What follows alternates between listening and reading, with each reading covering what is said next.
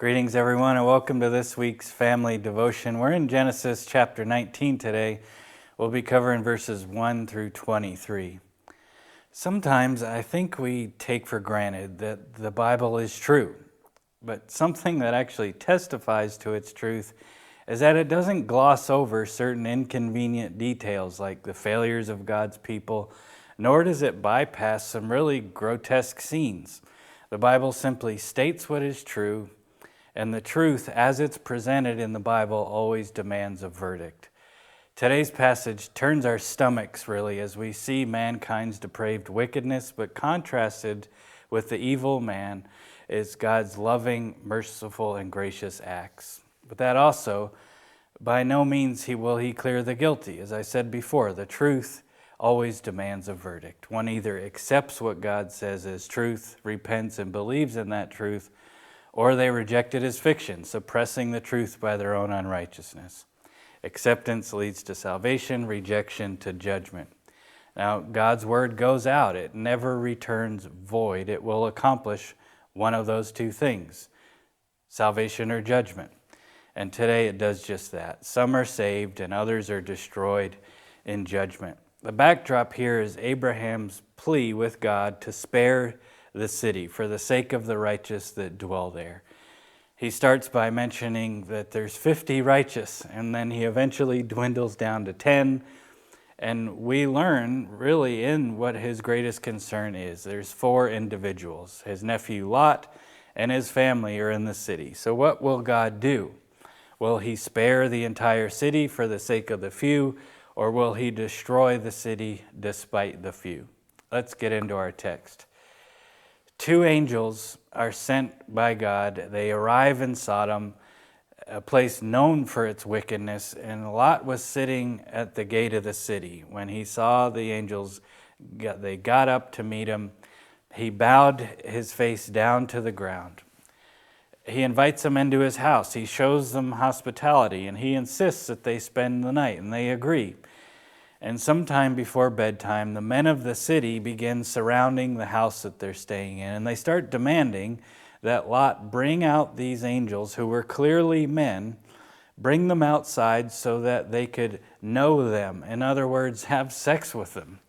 Lot begs them not to go through with it, demonstrating his own sense of morality, really, because there was a Near Eastern code of hospitality that required him to protect his guests at all cost to himself. So Lot insists so strongly that he's willing for harm to come on his own family in order to protect his guests. So he offers them really a terrifying alternative. He says, I have 2 virgin daughters. Let me bring them out to you, and you can do what you please with them. Now, that's really hard for us to understand how this is even an option. We would die before we let anything happen to our family. But we're separated from Lot by time and by culture. For Lot, or anyone else during that time, there was nothing worse than allowing harm to come to your guests. So he offers them a really painful alternative. But these men, they refuse. They accuse Lot of being a judge. They threaten to do even worse to him now, and they begin trying to break down his door. Now the angels bring Lot into the house. They struck the wicked men with blindness, and you would think that would be enough to get them to stop, but they're feeling around, groping for the door until they finally wear themselves out. What does this grotesque scene tell us? Well, for one thing, the pervasive wickedness of man in his fallen state. He will let no one or nothing get in his way of sinning, no matter what the consequences might be. Man's totally depraved. And apart from grace, they remain that way. In fact, it's God's grace that keeps men from being as evil as they potentially could be. Some go more unrestrained than others. Now, we'll probably look really good if we compare ourselves to these sin-thirsty men in the story, but how about if we compare ourselves to Jesus Christ? Chances are, if we're honest with ourselves, we've pursued some kind of sin with great veracity until God intervened, just as he's about to do with Lot and his daughters. Now the angels, they tell Lot they're about to destroy the city, and they warn him to get his family out. His sons-in-law, who are betrothed to his daughters, they think he's joking. They don't take him seriously. But as morning dawns, the angels urge Lot to get his wife and his daughters out of the city, otherwise they'll be destroyed when the city was punished. But it says Lot lingered.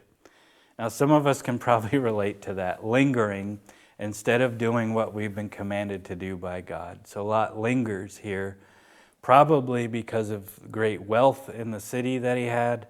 So the angels, they grab a hold of him, they set him outside the city, and they shout, "Escape for your life. Don't look back or stop anywhere, otherwise you'll be swept away."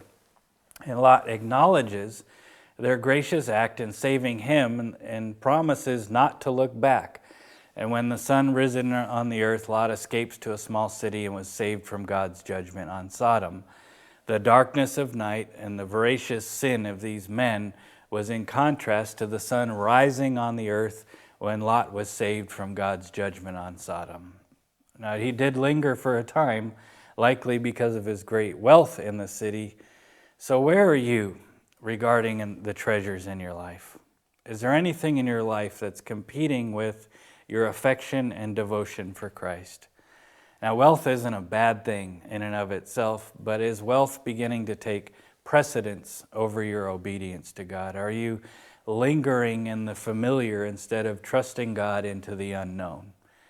Also, it's important to note that this is the second time that Lot's been saved because of Abraham's faithfulness to intercede for his nephew Lot.